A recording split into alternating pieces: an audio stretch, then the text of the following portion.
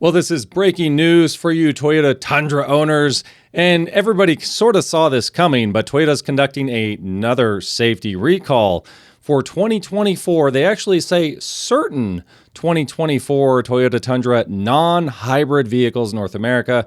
So approximately 44,000 additional vehicles are recalled. This is just kind of not really news to anyone that's been paying attention, like anyone who watches this channel or anyone who frequents Facebook groups or whatever, but the 2024s have been dropping like flies as well. So this isn't surprising really at all. They do go on to say that there's a possibility that certain machining debris may not have been cleared from the engine when it was produced. So they're kind of saying the same thing that they've said in the previous recalls. Really, I don't think they're going to go beyond this. If I'm looking at the data, and I'll tell you why here in a second, I don't think they're going to extend past 2024, and I'll show you why, unless something completely changes. So just to recap, in 2024, May of 2024, that was the first recall. Then November of 2025 was the second recall. And now this is going to be the third recall. Now, they did say, of course, this has come out, on previous videos I've done and everybody else has done, that the number one main bearing was upgraded. So after those initial recalls, they had given it an improved main bearing. But, they upgraded the number one bearing, and they still had some issues, and people knew this.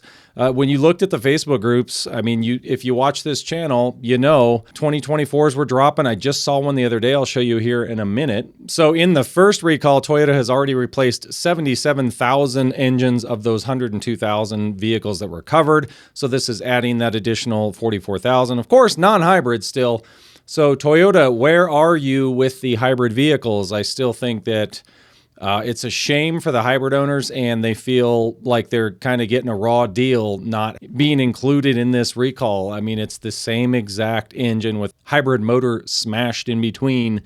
There is no difference in the engine, and hybrids fail just the same. And just to give you an example, I've almost stopped doing the Tundra videos because they just keep happening. It's the same story. So here's a 2024 Tundra, 1794, only 30,000 miles, blown engine.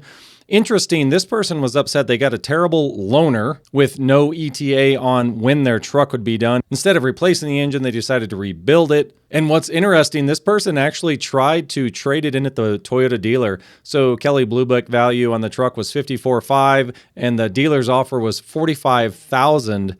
And what's super interesting is they told this person that they wanted that person to take the hit on the engine failure that they had. They said, well, the engine failure is going to show up on the Carfax, and that's going to devalue the vehicle. So it's like, yeah, it's going to devalue the vehicle a little bit, but Toyota should own that, and the buyback should probably reflect the original value of the vehicle, not the value after the engine repair is done. So stuff like this is still going on. Now the question comes in, will they expand this to the 2025s eventually? That's like probably a maybe, but I don't know that they will. When I look here on my website, thecarguyonline.com, I do find engine problems with throttle lag. The last complete engine failure I see reported to NHTSA was a 2025 Tundra, January 20th, 2026. So they still fail, but I don't know if they're failing at a high enough rate where Toyota will actually recall them, or if NHTSA will actually force them to recall the 2025s.